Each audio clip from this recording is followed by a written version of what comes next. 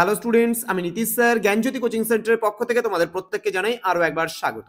তো স্টুডেন্টস, আজকে আমি তোমাদের সঙ্গে আলোচনা করব বাঁকুড়া ইউনিভার্সিটির আন্ডারে যে সমস্ত ছাত্রছাত্রীরা মেজর হিসাবে বাংলা নিয়ে পড়ছো এবং তোমাদের মেজরে বাংলা যারা থার্ড সেমিস্টারে আছো তাদের মেজর 4 যে রয়েছে পেপার 4, সেই পেপার 4 এর সাজেশন নিয়ে আজকে আলোচনা করব।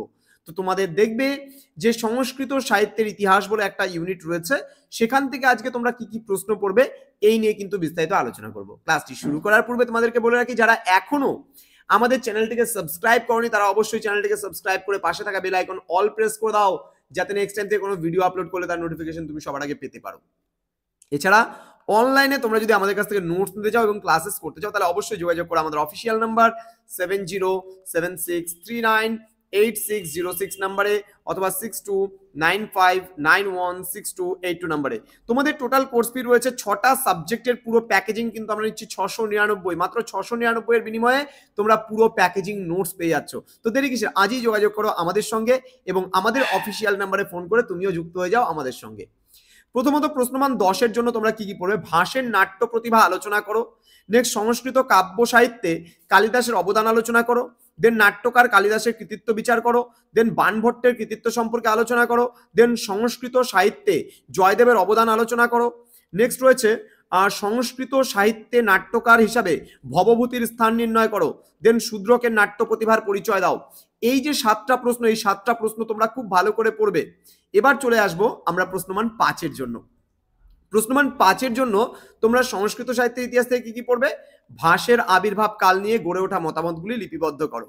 নেক্সট, ভাষ যে দুটি নাটক রামায়ণের কাহিনী অবলম্বনে লিখেছিলেন সে দুটি নাটকের সংক্ষিপ্ত পরিচয় দাও। নেক্সট রয়েছে ভাষ সমস্যা বলতে কি বোঝানো হয় তা যুক্তিসহ সাজাও। নেক্সট, কালিদাসের প্রথম রচনা কি, এর স্বর্গ সংখ্যা কত, রচনাটির বিষয়বস্তু সম্বন্ধে আলোচনা করো। নেক্সট, হর্ষচরিত কি জাতীয় গ্রন্থ, গ্রন্থটিতে বাণভট্টের যুগ চেতনা লিপিবদ্ধ করো। এই মাত্র 5টা প্রশ্ন তোমাদের 5 এর থেকে পড়লেই কিন্তু হয়ে যাবে। এবার প্রশ্নমান 2 এর জন্য তোমরা কি কি পড়বে? ভাষ নাটক চক্র বলতে কি বোঝো, ভাষের রচনায় বৈশিষ্ট্য প্রসঙ্গে হর্ষচরিত বাণভট্ট কি মন্তব্য করেছেন, ভাষের লেখা সর্বশ্রেষ্ঠ নাটক কি, তিনি কোথাকার নাট্যকার ছিলেন। দেন ভাষ সমস্যা কাকে বলে।